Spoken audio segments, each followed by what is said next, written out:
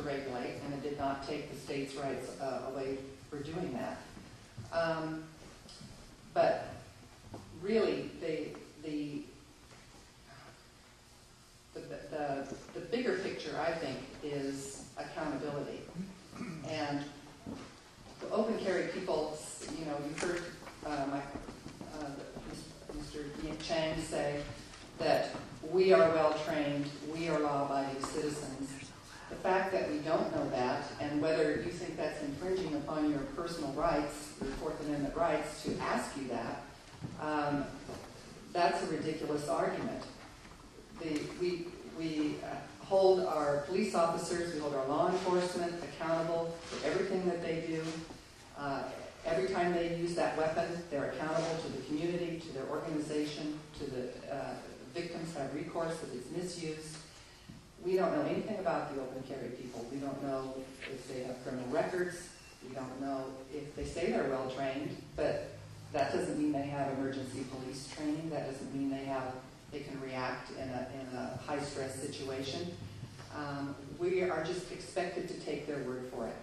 So here we hold law enforcement to a very high standard. We videotape everything that they do. We want accountability for everything. And open carry people were just supposed to say, okay, we'll take your word for it. Mr. Shahab. Again, I'm going to try to keep this brief. I don't want to sound too much like Bill Clinton and start parsing what is. But if you look at Scalia's, what his ruling was in the Heller decision, he clearly went into what a prefatory clause is and what a controlling clause is. So we can settle the militia part of that clause with that. But as about with regards to accountability, after the fact, if open carrier acts irresponsibly, they will be held accountable. They will be held accountable to the law, and they will be tried in front of a jury of their peers. And we're not saying that open carry is a carte blanche to be able to fire a weapon anytime that's necessary. We're saying open carry allows us to carry a firearm, and if our government actually believes that our citizens are responsible members, we should be trusted to act in a responsible manner. And if somebody goes too far and steps over that line, then yes, they should be held accountable to the full extent of the law. Assemblywoman, is this really a matter of public safety in that can we cite any instances in which an open carrier has led to an instance of injury, or is this more a matter of law enforcement resources, as you were saying earlier? Well, it's really both. We are seeing a spectrum of behavior, starting with what is not a crime, which is carrying a handgun and potentially carrying ammunition separate from that gun. And the spectrum is the gun removed from the holster? Is it brandished in a threatening way? Is it loaded? Is it discharged? Is the person who does those things trained? Are they responsible and accountable? So there is a spectrum. And the question really becomes, from law enforcement's perspective, do we want to create the potential for this spectrum, for people to move along this spectrum, from carrying a gun to those steps? It is those steps, removing it from the holster, loading it, brandishing it, threatening or intimidating someone, and ultimately discharging that weapon, that then becomes the crime. So to say, has open carry ever been a crime? Well, open carry is not a crime under current California law. Those other activities are, but the starting point on the spectrum is the open carry. And by removing that, by removing people carrying guns that have, under current regulations, I tell people, under current regulations, there are no regulations.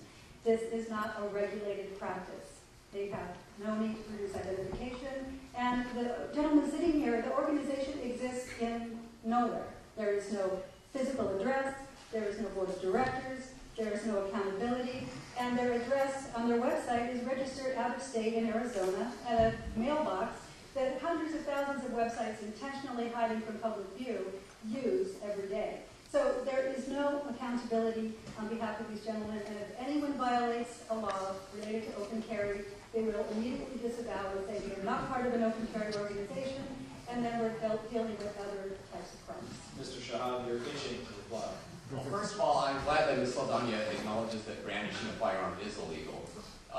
We agree. Chow and I both agree with that, I'm assuming.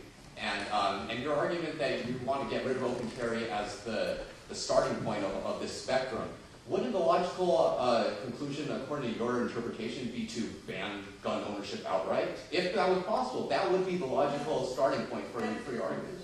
But with regards to responsible citizens of California, I know Yih-Chau was introduced as the press secretary for the RCC. I have been an individual open carrier for a while now, one of the first up here in the Bay Area. And actually, I was approached by the RCC a number of weeks ago, and they told me that they liked what I was doing, and they wanted me on board. And a moment ago, it was mentioned that the RCC has no board of directors and no physical address. That's actually incorrect, because I sit on the board of directors for the Responsible Citizens of California. I attend regular meetings at a physical address. So any ideas that you think that we're going to go away, they have to go out the window. I don't have it at my disposal right now, but afterwards No, we have an address right now in San Jose, California. Afterwards, I'd be glad to present it to anyone here in the media. I don't have the card on me right now, but it does exist, and I'm not lying to you. If I'm lying to you on this, call me out on it, but it exists. I think I remember. All right. Let's keep it all clean and civil here. Ms. Arntzen. Right now, a gang member can open carry if they don't have a felony, and some of them don't. So the fact that these two gentlemen, who are probably upstanding citizens and very nice people, are declaring that themselves to be trustworthy, there is no we, there is no group, and they don't know each other's backgrounds. The rest of them don't know each other's backgrounds. They're meeting each other over the internet. So it's an internet love affair with no background check.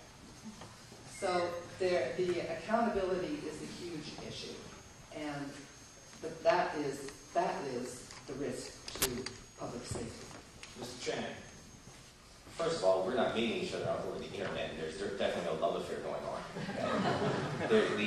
We're meeting each other, first of all, at these open carry events, and meet each other in person, and actually have a really good time. We're like-minded individuals who like to congregate together and exercise our Second Amendment rights. Now, Assemblywoman Saldana has mentioned the California budget crisis a number of times, and I'd like to address that myself. During the course of the next year and a half, by the end of 2011, 13,400 convicted felons will be released onto the streets, our streets, California society, because of California budget cuts. Last year alone, we lost 1,000 police officers because of budget cuts in this state. It is now the time to take away each common law-abiding citizen's ability to defend themselves legally. Think about this. California already has a higher than national average violent crime rate. We're at 503.8 per 100,000 violent crime rate. The nation has a 454 per 100,000 violent crime rate. This lower violent crime rate on the national level is based purely because we have 40 states that have shall issue concealed carry and 43 states that have open carry. Think about this. Is now the time to take away our